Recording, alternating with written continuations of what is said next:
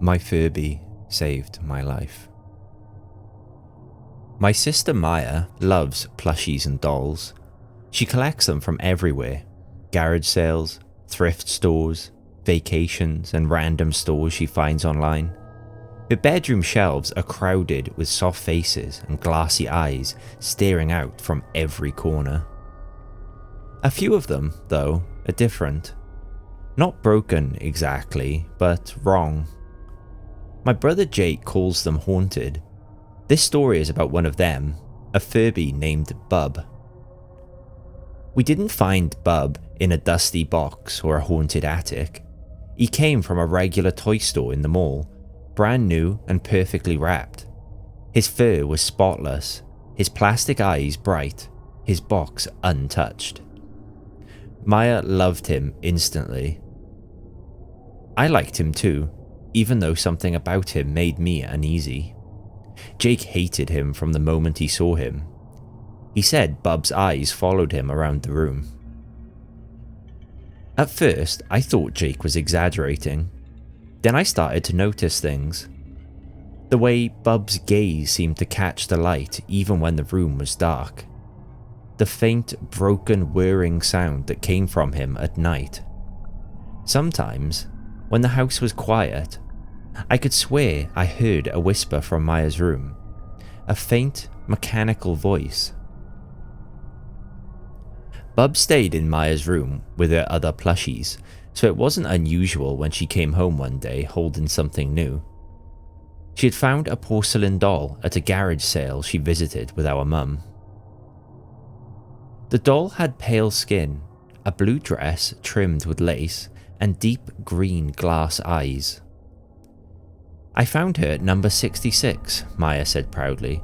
"Her name is Clara." From the moment Clara entered the house, Bub went quiet. Completely silent. No clicks, no whirs, no whispers. I didn't think much of it at first, but later I realized that something in the air had changed. When I went into Maya's room one evening to borrow a notebook, I passed by Bub on the shelf. He was staring at the door, and when I reached for the notebook, a low, garbled whisper came from him, too faint to understand. It was probably my imagination, but it sounded like, "Hungry, feed me." Maya started carrying Clara everywhere. She talked to her constantly, like the doll was whispering back. Within a week, Maya looked different. She had grown pale, her cheeks hollow, her hair thinner. She barely ate, barely slept. Jake and I tried to talk to our parents, but they laughed it off. "She's just being creative," Mum said. I didn't think creativity made someone look like they were fading away. One night, I decided to get rid of Clara myself. The moonlight was weak when I slipped into Maya's room. Everything was still. Her dolls watched from the shelves, and Bub's eyes glimmered faintly from the dresser. As I crept toward the bed, I could have sworn one of his eyes flickered closed, like a wink. Clara lay beside Maya, her green eyes half open. Up close, she looked unnervingly human. Her hair seemed thicker than before, her cheeks faintly pink, her lips slightly parted in what almost looked like a smile. When I picked her up, her body was ice cold. The chill ran down my arms. I didn't stop to think. I just rushed outside and threw her into the trash bin. That was supposed to be the end of it. The next morning, Maya walked downstairs with Clara in her arms. The doll looked newer than ever, her hair shiny, her eyes bright. Maya looked exhausted, but she was smiling. When I met Clara's gaze, I thought I saw amusement there, a kind of quiet, knowing victory. A week later, our parents went away for their anniversary. It was just the three of us, Jake, Maya, and me. left in the house with a freezer full of pizza. That night, the table felt heavy with silence. Maya sat opposite me, pale and distant, with Clara perched neatly on her lap. Every so often, Maya's hand twitched, as though someone were tugging invisible strings. "Do you want a bite, Clara?"